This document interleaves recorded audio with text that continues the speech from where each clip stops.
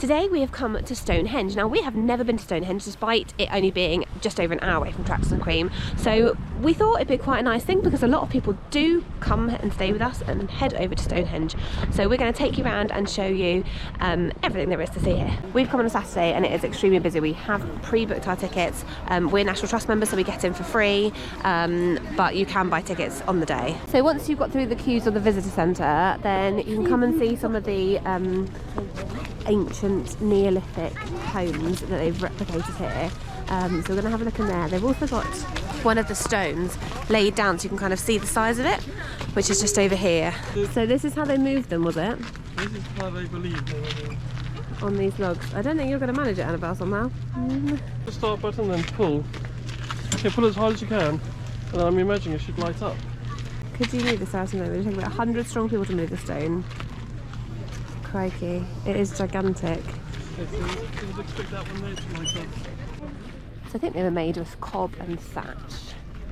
There's no hole in the very top of the house because you basically make a very, very small fire, and that keeps a layer of smoke at the very top that tars the roof, that stops the birds nesting, stops the insects, preserves the wood in the roof, and then you just have a very small manageable fire, and you can stay in there for any length of time. They've also said that Neolithic man would only live to the age of 40, so you'd rather be warm for those 40 years than worry about whether you're going to die of some kind of lung cancer or emphysema.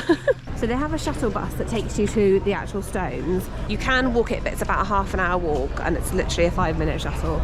So we're going to get the shuttle, we might walk back. So we've just got the bus and now we're just walking up to the stones.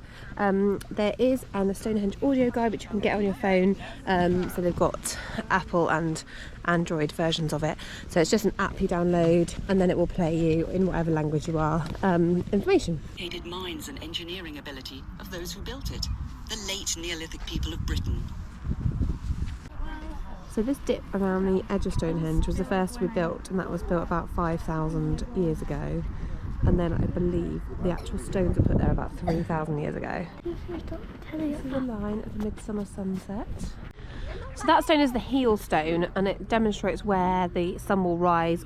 So on the solstice, he'll come up over or rise over the stones when you're stood in the centre of the circle. Because I believe on the solstice you're allowed to actually go and stand in the centre of the stones. Can you?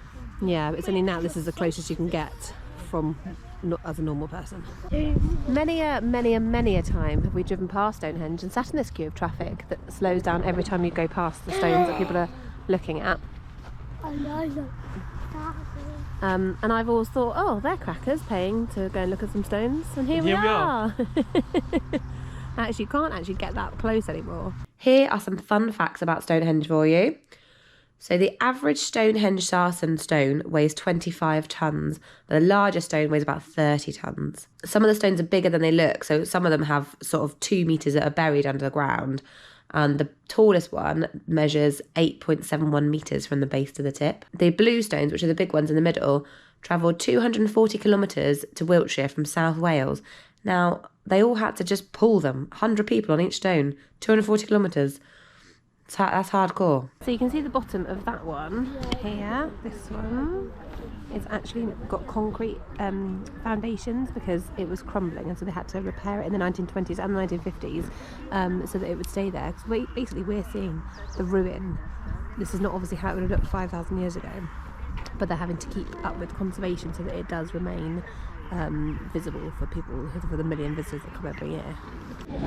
So we're now in the exhibition centre where you can kind of look and the projectors will show you through the ages of Stonehenge.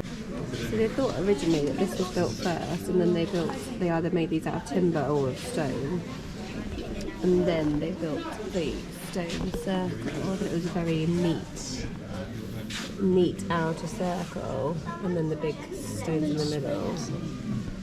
Oh, but this would have been the slaughter stone, which has now fallen down. Here's the blue stone. And there's the heel stone. They rearranged the blue stones in the middle, and then loads of it fell down. Well, that was a very interesting trip to Stonehenge. I feel like I have seen a bigger part of British history. So if you want any more information, I'll put it all in the description, which tells you up-to-date pricing and opening times, things like that. And yeah, let me know if you visited and if you found it interesting.